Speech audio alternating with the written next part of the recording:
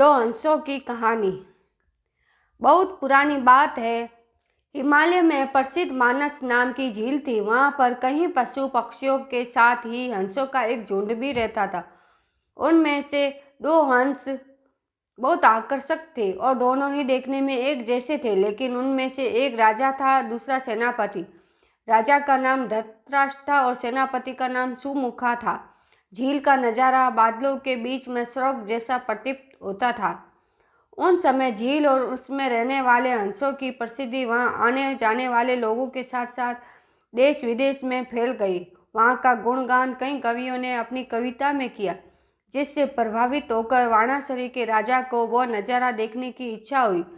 राजा ने अपने राज्य में बिल्कुल वैसी ही झील का निर्माण कराया और वहां पर कई प्रकार के सुंदर आकर्षण फूलों के पौधों के साथ ही स्वादिष्ट फलों के पेड़ लगवाए। साथ ही विभिन्न प्रजाति के पशु पक्षियों की देखभाल और उनकी सुरक्षा की व्यवस्था का आदेश भी दिया। वाराणसी का यह सरोवर भी स्वर्ग जैसा प्रतीत होने लगा। बहुत ही सुंदर और रमणीय था, लेकिन राजा के मन में अभी भी उन दो हंसों को देखने की इच्छा थी जो मानस सरोवर में रहते थे।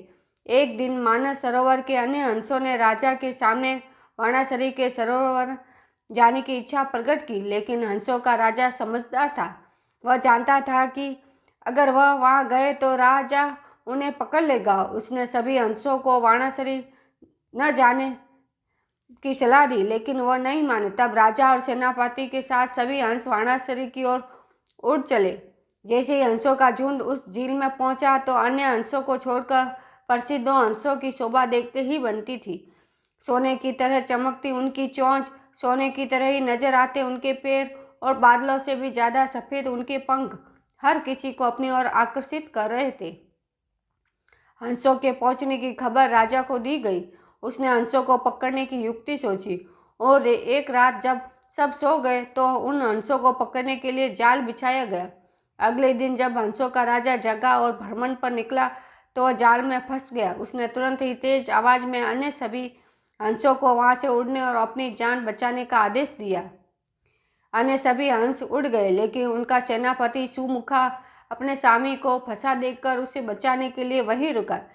इस बीच हंस को पकड़ने के लिए सैनिक वहां आ गए। उसने देखा कि हंसों का राजा जाल में फंसा हुआ और दूसरा राजा को बचाने के लिए वहां खड़ा हुआ है।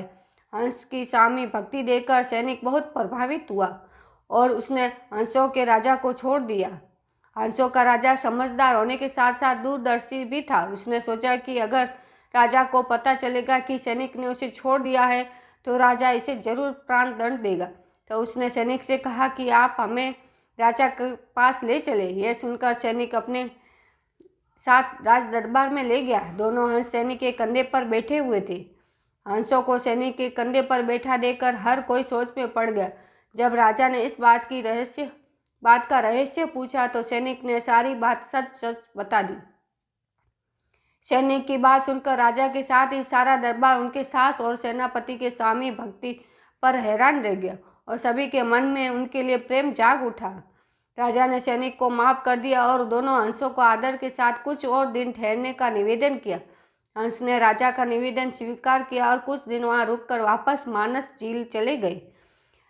बच्चों, हमको इस कहानी से ये सीख मिलती है, किसी भी परिस्थिति में हमें अपनों का साथ नहीं छोड़ना चाहिए। जय हिंद।